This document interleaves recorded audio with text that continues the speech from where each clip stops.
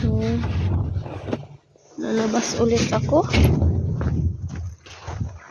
So, hindi na masyadong malamig.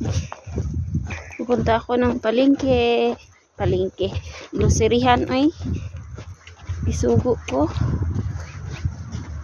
So, dili na kayo siya ingan para sa unang magkurog-kurog ko. Murag na anad-anad na ko sa tugnaw. Pero naka-ice gihapon siya. Ice gihapon ang palibot. Oh. Ice gihapon siya. Oh. Ice gihapon.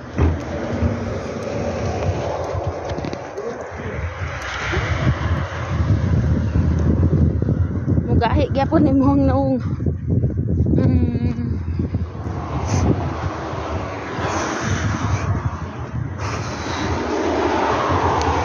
So, nanak diri.